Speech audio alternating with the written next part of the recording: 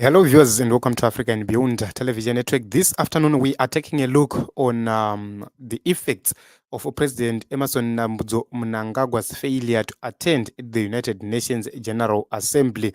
So, this year, a lot is happening. America is supporting a position where Africa must have two permanent seats within the United Nations Security Council. And also, because of South Africa being in the SADC region and also being one of the powerhouses which we have in Africa, it was believed that one of the countries might come from the SADC region. But we are not seeing President Emmerson Mnangagwa there, which makes it difficult for the SADC region to front its position in terms of having a permanent seat from the region. So let us take a look on what Sophie Mukwena has said. Then we go to what Jelas has said. She says, the summit of the future is so important for the future of Africa. Let's hope President Cyril Ramaphosa will represent the region well, including other SADC leaders who understand the importance of multilateralism and the current global challenges. So the whole job, which was supposed to be done by President Mnangagwa, it has been now left with President Cyril Ramaphosa. Is now the man who is now carrying the SADC region on his shoulders. This was supposed to be done by President Emmerson Mnangagwa himself. And SADC is on a disadvantage because of the absence of Emmerson Mnangagwa. You know, this is the reason why we say if you give somebody a responsibility who do not understand the importance of that role, it becomes a problem. Jelas Mawarire raised the same issue and said President Mnangagwa assuming SADC chairmanship and choosing not to represent the SADC region at the United Nations General Assembly, citing a dense program in the last quarter of 2024 is a very big diplomatic gaffe that should be condemned.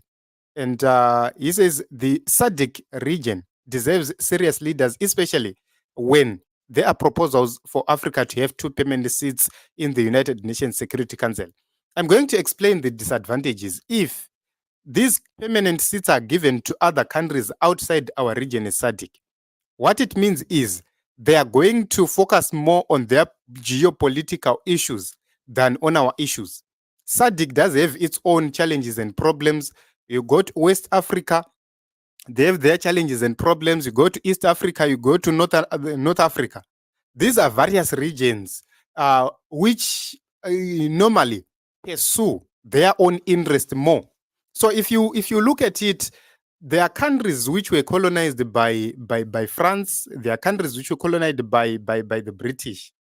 These countries, they align differently with all other countries. We have other countries now which are now aligning with Russia.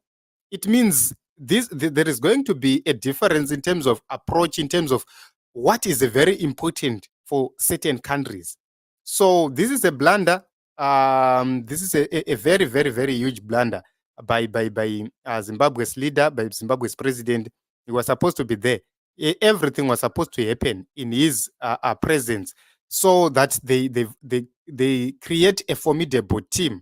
Imagine other regions are represented well, and yours is not represented. So Virus says, I heard as if he said that all of us are SADC chairman. I think Shaba will represent us well. Okay, that thing is a talk show. Okay, what's so special about United Nations General Assembly going to the USA, spending lots of money year in, year out? As long as Africa is not a permanent member of the UNS, Yunga is just a joke. You know, Baba Shona is a ZANU PF charlatan. He is losing the whole argument. The whole issue is about America has proposed that Africa be given two permanent seats in the Security Council, which makes us have the ability to veto. When it comes to issues which affect Africa, we can veto. When it comes to some issues, we can even vote. You know, this is something which is very important. We won't be represented by China, by Russia, by other countries, as we have seen happening lately. So this is what's happening. I do not know your thoughts, your views regarding this whole issue, but we have placed a whole article in the description box. There you can visit, you can check in our description box. We've placed something very important which you can read. We've also posted on our X handle, Africa Beyond TV, so that you can read from there, understand what is really happening. So this is Team Zimbabwe. Very soon we are working to have a platform where we are going to a website where we are going to put everything on the website.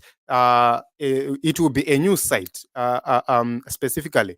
So this is what we are going through. We are trying to raise some funds so that we can put in place everything. We put in place the infrastructure required for us to properly run this news network. So this is Team Zimbabwe. I love you all, and thank you very much, everybody, for the support you've been offering to us. For those who want to assist us with anything, because we have a lot of projects which we need to implement. For example, setting up of that website, it needs funds, etc. So if you want to get in touch with us, please make sure that you write to us. Our email address is mukundafricatv@gmail.com.